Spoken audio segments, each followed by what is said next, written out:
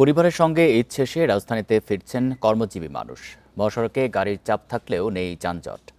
সড়ক পরিস্থিতি নিয়ে জানাতে গাজীপুর ও টাঙ্গাইল থেকে যুক্ত হচ্ছেন সহকর্মীরা। শুরুতেই গাজীপুর থেকে জানাবেন সহকর্মী আবুল হাসান। আবুল হাসান, মহাসড়কের কি পরিস্থিতি জানাবেন?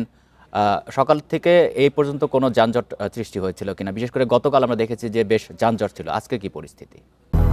200-র বেশি সার্ভিস ও ফিচারে লেনদেনের সব বিকাশ অ্যাপে সম্ভব।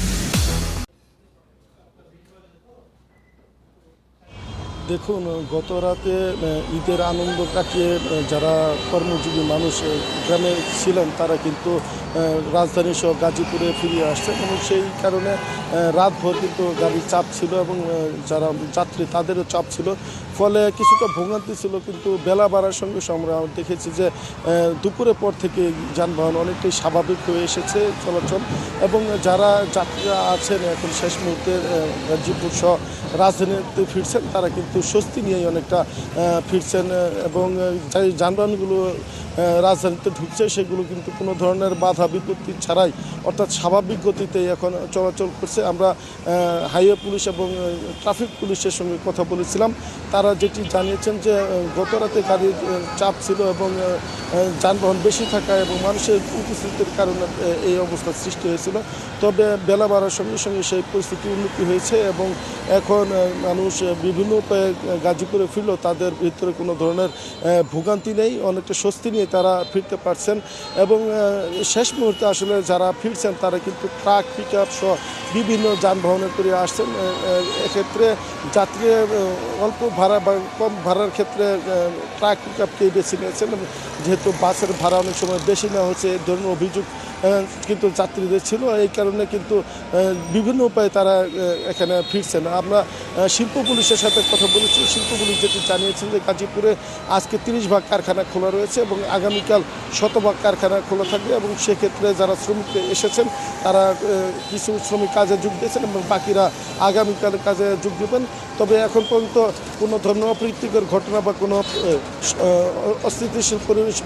আবুল হাসান, আপনি থাকবেন আমাদের সাথে। আমরা এবার একটু টাঙ্গাইলের পরিস্থিতি জানবো। সেখান থেকে যুক্ত আছেন সহকর্মী মামুনুর রহমান। মামুনুর, গতকাল সকালের দিকেও বেশ যানজট ছিল, বিশেষ করে যমুনা সেতুর পশ্চিম প্রান্তে একটা দীর্ঘ যানজট ছিল এবং পার হওয়ার পরেও পূর্ব প্রান্তেও থেমে থেমে গাড়িগুলো চলছিল। আজকে যানবাহনগুলো নির্বিঘ্নে চলাচল করতে পারছে কিনা?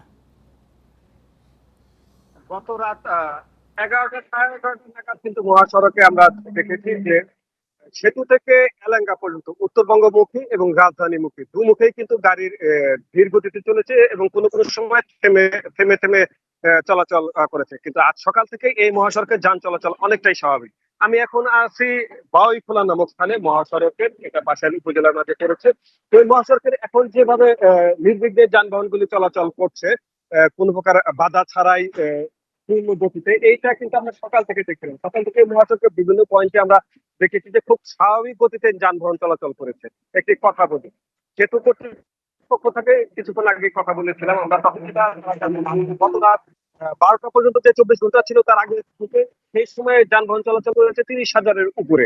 আর গত রাত 12টা থেকে আজকে দুপুর 12টা পর্যন্ত এই 12 ঘন্টাতেই 21,000 যানবাহন চলাচল করেছে। আপনি জানেন যে সাধারণত 18 থেকে 20,000 বা 22,000 যানবাহন 24 ঘন্টা চলাচল করে, অর্থাৎ 12 ঘন্টাতেই পূর্ণ দিনের 24 ঘন্টা যে পরিমাণ যান চলাচল করে সেই পরিমাণ যান চলাচল করলেও কোথাও কোনো যানজট বা গাড়ির দীর্ঘ সারি ফেলেনি।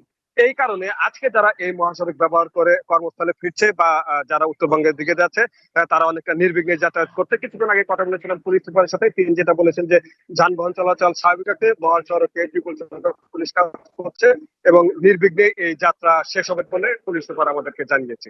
এই হচ্ছে আমার কাছে ঢাকা-টাঙ্গাইল যমুনা মহাসড়কের যান চলাচল। গাজীপুর এবং টাঙ্গাইল থেকে জানাচ্ছিলেন আমাদের সহকর্মীরা।